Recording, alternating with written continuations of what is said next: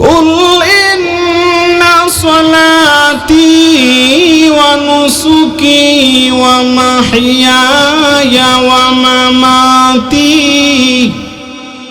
লিল্লাহি রাব্বিল আলামিন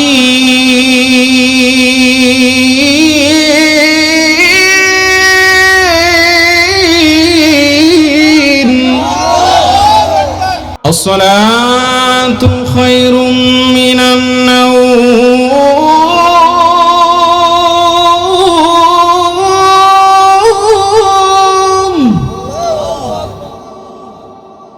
আসসালাতু খায়রুম মিনান নাওম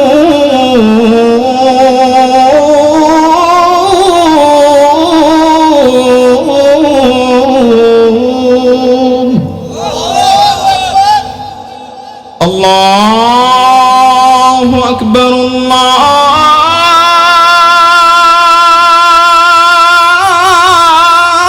আল্লাহু আকবার লা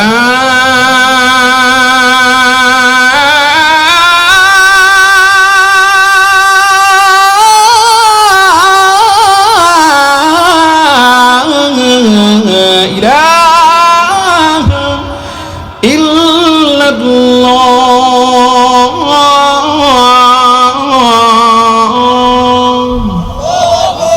আমাদেরকে দুনিয়াতে পাঠাইছেন শুধু একমাত্র রবের গোলামি করার জন্য, কিন্তু আজকে আমরা রবের গোলামি না করে দুনিয়াকে আঁকড়ে ধরছে, আল্লাহ তাআলাকে ভুলে গেছি, ঠিক কিনা? এই জন্য আল্লাহ তাআলা বলছেন ইয়া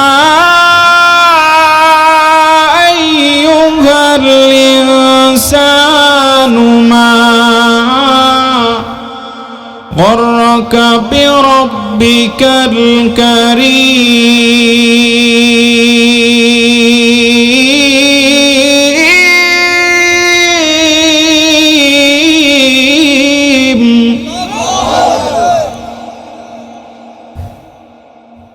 আল্লাহ তাআলা কুরআনুল কারীমের মধ্যে ডাক দিয়ে বলেন,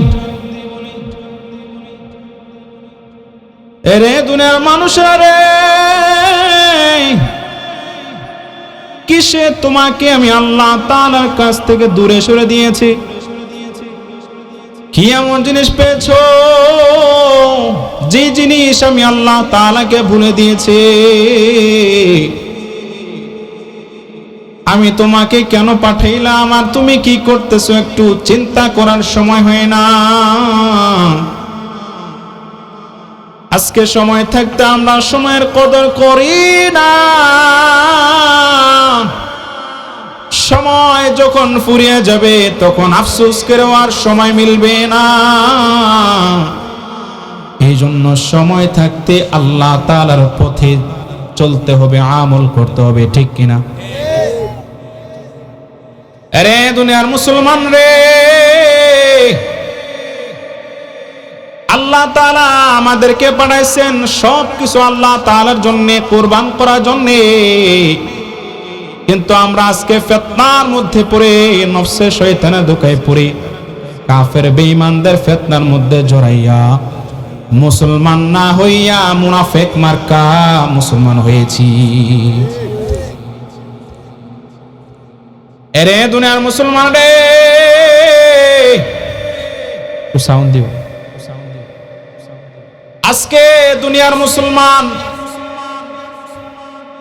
দুনিয়া করতে করতে জীবন যৌবন সব শেষ হয়েছে, কিন্তু আল্লাহ তাআলা কেন পাঠাইছেন, আমি কি করতেছি, এইটুকু সময় তার চিন্তা করার সময় হয় না।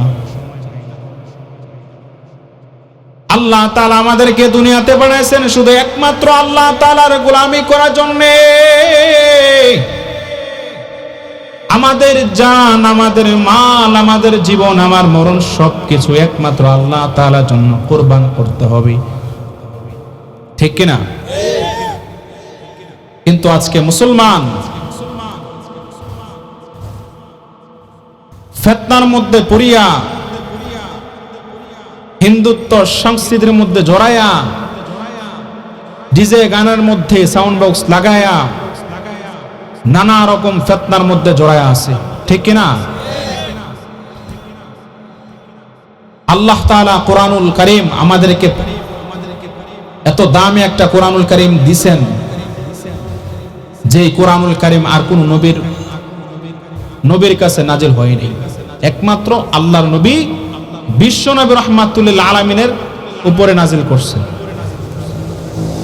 কিন্তু আজকে যে আল্লাহ তাআলা কোরআনুল কারীম আমাদেরকে বাঁধাই দিয়েছেন, আমাদের জীবন আমাদের মরণ সবকিছু কুরবান করার জন্য আমরা কতটুকুই বা কুরবান করি। আজকে দেখা যায় সেই কোরআনুল কারীমকে নিয়ে ব্যঙ্গচিত্র করা হয়, ব্যঙ্গ করা হয়, ঠিক কিনা? আজকে মুসলমানের সন্তানেরা ফিতনার মধ্যে জড়ায় গিয়েছে ঈমানের দুর্বলতার কারণে, ইসলামের দুশমনদের ফাঁদের মধ্যে পড়িয়া নিজের ঈমান আমলকে ধ্বংস করে ফেলছে, ঠিক কিনা? আজকে ঈমানের দুর্বলতার কারণে মুসলমানরা এদিক সেদিক, মুসলমানরা ঈমানের পাওয়ার না থাকার কারণে মানুষের হাতে মার খাইতেছে, ফিতনার মধ্যে জড়ায় থাকার কারণে। আজকে যদি মুসলমানরা আল্লাহ তাআলার কালিমাকে বিশ্বাস করে কালিমার জন্য একত্র সবাই নারায়ে তাকবীর দিত, বাতিল বেঈমান ফুৎকারের বাচ্চারা, ইহুদি নাসারাদের খ্রিস্টানের বাচ্চারা, বেঈমানদের দালালেরা আমার আল্লাহ তাআলার কোরআনকে নিয়ে অবমাননা করতে পারতো না, ঠিক না বেঠিক? হে মুসলমান ইমানদার, আজকের মাহফিল থেকে ঘোষণা করে দিতে চাই, আমার এই বাংলার জমিনে নাস্তিক মুরতাদদেরকে হুঁশিয়ার করতে চাই, 99% মুসলমানের দেশে যারা আমার আল্লাহর কোরআন কিনে ব্যঙ্গচিত্র করবে, আমার নবী কিনে কটূক্তি করবে, আমার আল্লাহ তাআলা কিনে ব্যঙ্গচিত্র করবে, কটূক্তি করবে, 99% মুসলমানের দেশে আমরা একজন যুবক মুসলমান জীবিত থাকা সত্ত্বে কোন নাস্তিক মুরতাদদের বাচ্চাদেরকে এক বিন্দু পরিমাণ ছাড় দেওয়া হবে না, ঠিক না বেঠিক? আজকে মুসলমানদের যুবকেরা ঘুমিয়ে আছে, ঈমানের পাওয়ার না থাকার কারণে ফিতনার জামানার মধ্যে পড়িয়া গিয়েছে। বাংলার জমিনের মুসলমানদের যুবকদেরকে বলবো, আর ঘুমিয়ে থাকার সময় নাই, সময় এসেছে কালেমার দাওয়াত দিতে, বাংলার জমিনে ইসলামের হুকুমাত কায়েম করতে রাজি আছি তো ইনশাআল্লাহ? প্রয়োজনে আল্লাহ তাআলার দেওয়া জীবন, আল্লাহ তাআলার দেওয়া জীবন আল্লাহ তাআলার জন্য কুরবান করতে হবে, ঠিক না বেঠিক? হে যুবক মুসলমান ইমানদার, আল্লাহ তাআলা আমাদেরকে দুনিয়াতে পাঠাইছেন শুধুমাত্র একমাত্র আল্লাহ তাআলার গোলামি করার জন্যই। আল্লাহ তাআলার কোরআন এবং সুন্নাহ অনুযায়ী চলতে হবে, হকের উপর থাকতে হবে, কোরআন সুন্নাহ অনুযায়ী কথা বলতে হবে। যারা বেঈমান মুশরিকদের পাঁচটা গোলামদেরকে হুঁশিয়ার করে দিতে চাই, আবার যদি কোনি নাস্তিক বেঈমানদের বাচ্চারা আমার এই 99% মুসলমানের দেশে কোন বিনদেশি আইন চালু করতে চায়, কোন কোরআন বিরোধী আইন চালু করতে চায়, কারা কারা ময়দানে ঝাঁপিয়ে পড়ার জন্য প্রস্তুত আছি? দুহাত তুলে আল্লাহকে দেখায় দাও, নারায়ে তাকবীর। আমাদেরকে একমাত্র আল্লাহ তাআলার গোলামি করতে হবে, একমাত্র আল্লাহ তাআলার কাছেই আমরা মাথা নত করব।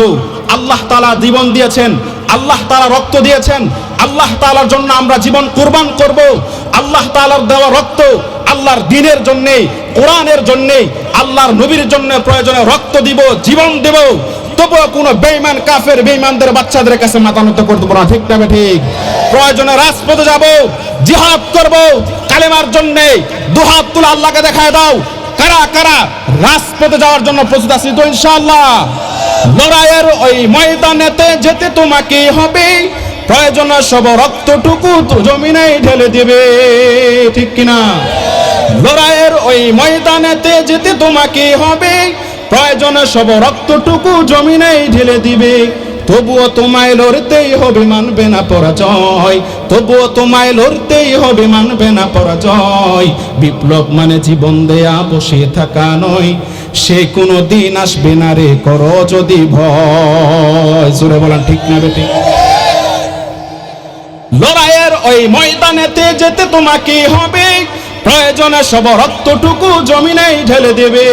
তবুও তোমায় লড়তেই হবে, মানবে না পরাজয়, তবুও তোমায় লড়তেই হবে, মানবে না পরাজয়। বিপ্লব মানে জীবন দেয়া বসে থাকা নয়, সে কোনো দিন আসবে না রে, করো যদি ভয়। বিপ্লব মানে জীবন দেয়া বসে থাকা নয়, সে কোনো দিন আসবে না রে, করো যদি ভয়, ঠিক কিনা? কোথা থেকে কোন বিন্দেশি শকুন আমার দেশে এসে সেবার নামে বসলো জুড়ে বিন্দেশিদের বেশে। কোথা থেকে কোন বিন্দেশি শকুন আমার দেশে এসে সেবার নামে বসলো জুড়ে বিন্দাসীদের বেশে। ওদের করতে নাস্তানাবুদ হতে হবে নির্ভয়, ওদের করতে নাস্তানাবুদ হতে হবে নির্ভয়। বিপ্লব মানে জীবন দেয়া বসে থাকা নয়, সে কোনো দিন আসবে না রে করো যদি ভয়। বিপ্লব মানে জীবন দেয়া বসে থাকা নয়, সে কোনো দিন আসবে না রে করো যদি ভয়। ঠিক কিনা মুসলমান? চিল্লায় বলো ঠিক কিনা? আজকে মুসলমানরা কাপুরুষ হয়ে গেছে। যুবক মুসলমান রক্ত গরম করতে হবে, কিন্তু জায়গা মতো করতে হবে। ঠিক না ঠিক? কিন্তু আমরা রক্ত গরম করি মা বাবার সাথে, বৃদ্ধা বাবাদের সাথে আমরা রক্ত গরম করি। রক্ত গরম করার জায়গা আছে। বেঈমান বাতিলের বিরুদ্ধে যখন ডাক আসবে, উলামায়ে কেরাম যখন ডাক আসবে, কোরআনের আইন চালু করার জন্য, ইসলামের পতাকা উড্ডীন করার জন্য, আমাদের উলামায়ে কেরাম আকাবিররা যখন ডাক দিবে কালিমার পতাকার উড্ডীন করার জন্য, ইসলামের বিজয়ের জন্য লড়াই করার জন্য, তখন আমাদের এই রক্ত গরম করে জিহাদের জন্য প্রস্তুত হতে হবে। আর বসে থাকার সময় নাই, আর বসে থাকার সময় নাই। ইসলামের জন্য, কোরআনের জন্য প্রত্যেকটা যুবককে, প্রত্যেকটা বিদ্যা বাবাদেরকে, যুবক ছেলেদেরকে জিহাদের জন্য, কোরআনের জন্য জীবন ত্যাগ করার জন্য আমরা দিতে রাজি আছি তো ইনশাআল্লাহ? আরো জোরে বলেন ইনশাআল্লাহ।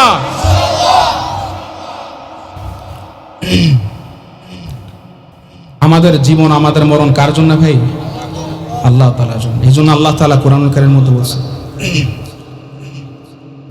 কুল ইন্না সলাতি ওয়া নুসুকি ওয়া মাহইয়ায়া ওয়া মামাতি লিল্লাহি রাব্বিল আলামিন।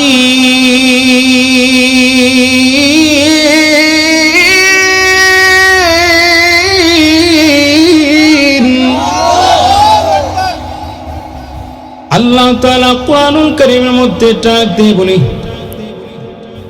আরে দুনিয়ার মানুষরা রে, আমাদের জন্য যেই নবী পাঠিয়েছে, আল্লাহ নবীকে আল্লাহ রাব্বুল আলামিন ডাক দিয়ে বলে, নবী আমার, আপনি সবাইকে জানায় দেন, কুল ইন্না সলাতি, আমার নামাজ, ওয়া নুসুকি ওয়া মাহইয়ায়া ওয়া মামাতি লিল্লাহি রাব্বিল আলামিন। ওগো নবী আমার নামাজ, আমার কুরবানি, আমার জীবন, আমার মরণ লিল্লাহি রাব্বিল আলামিন। চিল্লায় বলেন কার জন্য? আরো জোরে বলেন কার জন্য? আমার জীবন, আমার মরণ সবকিছু আল্লাহর জন্য। কিন্তু আমরা জীবন কাটাইতেছি দুনিয়ার জন্য, আমরা জীবন কাটাইতেছি টাকার জন্য। হেরে দুনিয়ার মুসলমান রে, আজকে আল্লাহ রাব্বুল আলামিনের নাফরমানি করা সত্ত্বেও আল্লাহ তাআলা বারবার আল্লাহ তাআলার দিকে ডাকে, আসো আসো আমার কুদরতি পায়ে সিজদা করার জন্য আসো।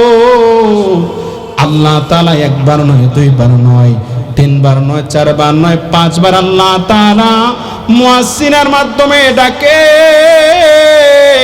মুয়াজ্জিন ডাক দিয়ে বলি, হাইয়া আলাস সালাহ,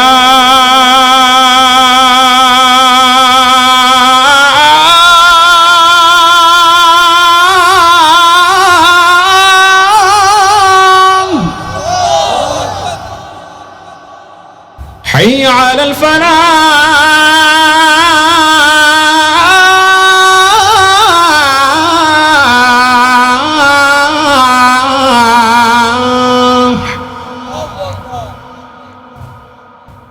الصلاة خير من النوم.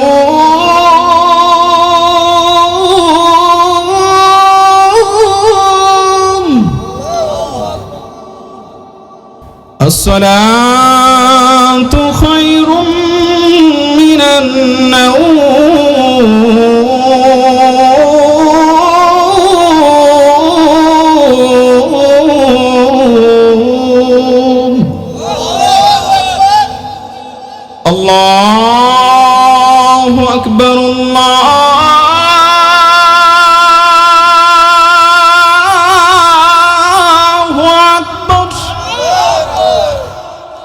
লা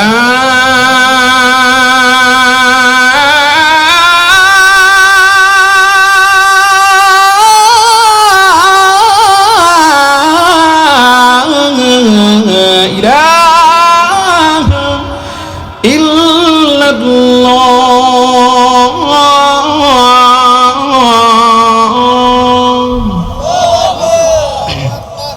চিল্লায় বলেন আল্লাহু আকবার।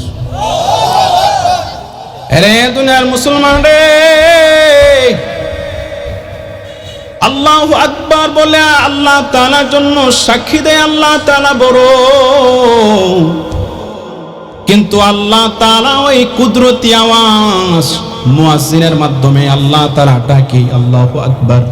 আল্লাহ তাআলা সবচেয়ে বড়, কিন্তু এই ডাক শোনার পরেও আমরা মুসলমান হওয়া সত্ত্বেও আল্লাহ তাআলা যে বড় এটা আমরা বিশ্বাস করি, স্বীকার করি, কিন্তু সেটা আমরা আমলে পরিণত করি না।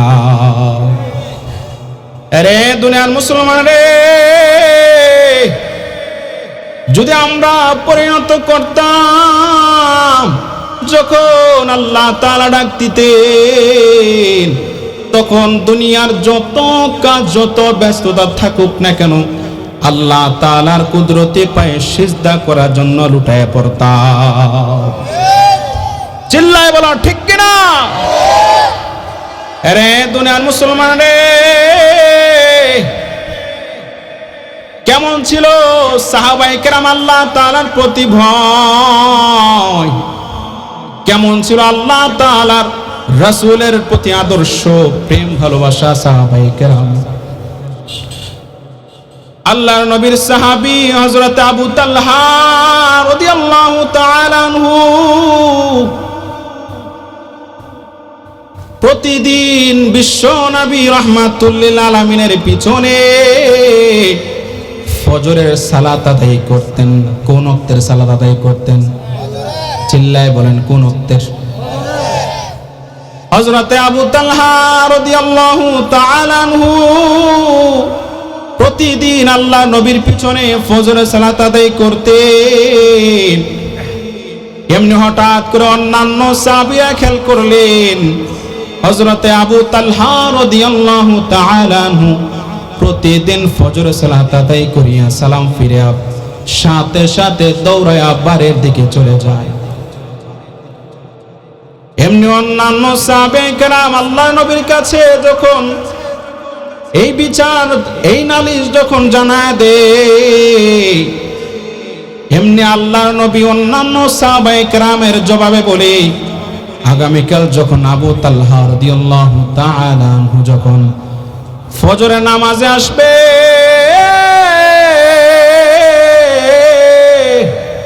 তখন তোমরা তাকে জানায় দেবা সে যেন সালাম ফিরানোর পরে আর বাড়িতে না যায়, সে যেন আমার সাথে সাক্ষাৎ করে যায়। এমনি অন্যান্য সাহাবায়ে কেরাম যখন আবু তালহাকে এই খবর জানায় দেয়, আবু তালহা রাদিয়াল্লাহু তাআলা আনহু ফজরের সালাত আদায় করিয়া সালাম ফিরানোর পর প্রতিদিনের ন্যায় আর দৌড়ায়া বাড়ির দিকে যায় নাই। কেন যায় নাই? নবীর সাথে সাক্ষাৎ করবে এই জন্য। এমনি যখন ফজরের সালাত আদায় করা শেষ হয়, হযরতে আবু তালহা রাদিয়াল্লাহু তাআলা আনহুকে আল্লাহর নবী বিশ্ব নবী রাহমাতুল লিল আলামিন ডাকতে বলি, আবু তালহা, আমি কি তোমার মনে কোনো কষ্ট দিয়েছি নাকি? আমি কি তোমার কোনো হক নষ্ট করছি কিনা? তুমি কেন ফজরের সালাত আদায় করিয়া সালাম ফিরানোর সাথে সাথে বাড়িতে চলে যাও? কেন তুমি আমার মজলিসে বসো না? কারণ আল্লাহর নবী প্রতিদিন ফজরের সালাত আদায় করিয়া মসজিদের মধ্যে বসে থাকতেন। একেবারে সূর্য উদয় হওয়ার পর মসজিদ থেকে বের হইতেন। এই সময়টা সাহাবায়ে কেরামকে নিয়ে দিনী মুযাকারা করতেন, মজলিস আলোচনা করতেন, ঠিক কিনা? এমনি আল্লাহর নবী যখন হযরত আবু তালহাকে প্রশ্ন করে, তুমি কেন বসো না? আমি কি তোমার মনে কোনো কষ্ট দিয়েছি কিনা? আমি কি তোমার কোনো হক নষ্ট করেছি কিনা? তুমি আমার মজলিসে না বসে কেন বাড়িতে দৌড়ায়া চলে যাও? এমনি হযরত আবু তালহা রাদিয়াল্লাহু তাআলা আনহু চোখের পানি ছেড়ে ছেড়ে ছেড়ে দিয়ে আল্লাহর নবীকে বলি, ইয়া রাসূলুল্লাহ, ইয়া হাবিবাল্লাহ, আমার জীবন আপনার জন্য কুরবান হোক, আপনার জন্য উৎসর্গ হোক। না গো নবীজি, আপনি আমার কোনো হক নষ্ট করেন না, আপনি আমাকে কোনো কষ্ট দেন না। ইয়া রাসূলুল্লাহ, ইয়া হাবিবাল্লাহ, আমার একটা সমস্যার কারণে আমি প্রতিদিন ফজরের সালাত আদায় করিয়া সাথে সাথে বাড়িতে চলে যাইতাম। সমস্যাটা হইল, আমার বাড়িতে পরার মতো তেমন কাপড় ছিল না। কেমন কাপড় নাই, কাপড়ের বড্ড অভাব। মাত্র একটা কাপড়, আমরা স্বামী স্ত্রী মিলিয়া একটা মাত্র কাপড় পরতাম। ইয়া রাসূলুল্লাহ, ইয়া হাবিবাল্লাহ, যখন নামাজের সময় হয়ে যাইত তখন আমি আমার ঘরের মধ্যে একটা গর্ত করিয়া আমার স্ত্রীকে উলঙ্গ করিয়া গর্তের মধ্যে রাখিয়া শুধুমাত্র আল্লাহ তাআলার নামাজ আদায় করার জন্য ফজরের নামাজের সময় আমি দৌড়ায়া সালাম ফিরানোর পরে সাথে সাথে দৌড়ায় চলে যাইতাম, শুধুমাত্র যেন আমার কোনো সমস্যা না হয়, আল্লাহ তাআলার ইবাদত যেন মিস না হয়। এই কারণে আমি কি করলাম, প্রতিদিন ফজরের সালাত আদায় করিয়া সালাম ফিরানোর পরে সাথে সাথে বাড়িতে যাইতাম, দৌড়ায় যাইতাম। আমি যখন ফজরের সালাত আদায় করতাম, আমি যখন ফজরের নামাজে আসবো তখন আমার ঘরের মধ্যে একটা গর্ত করে রাখছি, যেন আমার স্ত্রী উলঙ্গ অবস্থায় ওই গর্তের মধ্যে লুকায় রাখতাম।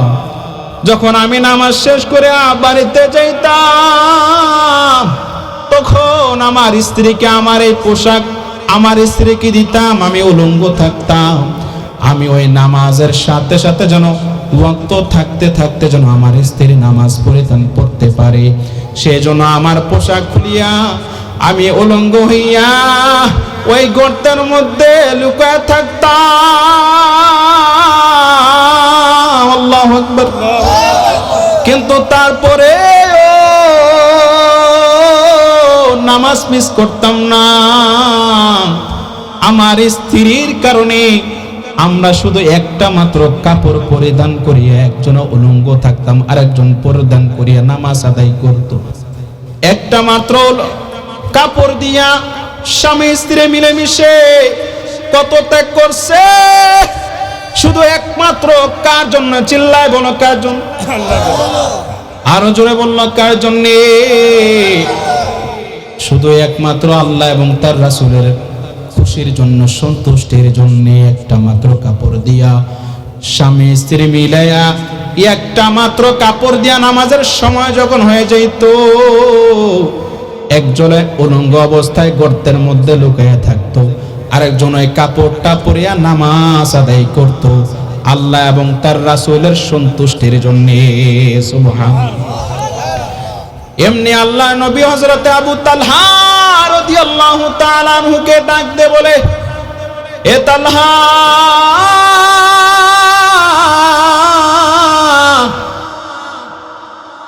নিশ্চয় নিশ্চয় আল্লাহ তাআলা তোমাকে জান্নাতের মেহমান বানায় দিবে।